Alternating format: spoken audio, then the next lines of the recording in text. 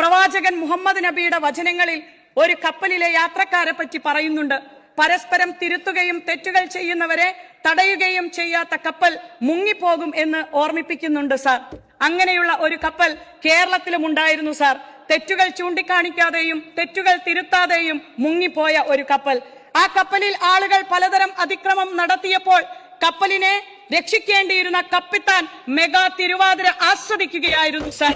കപ്പലിലെ ജനങ്ങൾ കപ്പലിന്റെ കേടുപാടുകൾ സൂചിപ്പിച്ചപ്പോൾ പോലും കടക്ക് പുറത്തു എന്നും മാറി നിൽക്കങ്ങോട്ട് എന്നും വീട്ടിൽ പോയി ചോദിക്കുകയെന്നും ആയിരുന്നു സാർ കപ്പിത്താന്റെ മറുപടി. സാർ, ആ കപ്പൽ ആടി ഉലഞ്ഞപ്പോൾ കേടുപാട് തീർക്കുന്നതിന് പകരം കപ്പൽ ജീവനക്കാർ തന്നെ കപ്പൽ നശിപ്പിക്കാൻ ശ്രമം നടത്തിയപ്പോൾ രക്ഷാപ്രവർത്തനം എന്നാണ് സാർ കപ്പിത്താൻ അതിനെ പ്രശംസിച്ചത്. സാർ, അങ്ങനെയുള്ള കപ്പൽ മുങ്ങിയില്ല എങ്കിൽ അത്ഭുതമേ ഉള്ളൂ. മുങ്ങിയില്ലെങ്കിൽ മലയാളികൾ ആ കപ്പലിനെ മുക്കുമെന്ന കാര്യത്തിൽ ഒരു സംശയവുമില്ല എന്ന് തെളിഞ്ഞിരിക്കുകയാണ് സാർ. ഒരു കപ്പിത്താൻ മാത്രം നിയന്ത്രിക്കുന്ന ഒരു കപ്പലല്ല സാർ പുതിയ സർക്കാർ. ഇത് 102 ബോഗികൾ ഉള്ള ഒരു വിസ്മയ ട്രെയിനാണ്. ഇതിൽ ഗാർഡുമാരുടെയും സ്റ്റേഷൻ മാസ്റ്ററുടെയും ടെക്നീഷ്യന്മാരുടെയും ഉൾപ്പെടെയുള്ളവരുടെ കൂട്ടായ ഉത്തരവാദിത്വത്തോടെയാണ് ഈ ട്രെയിൻ ഓടുക.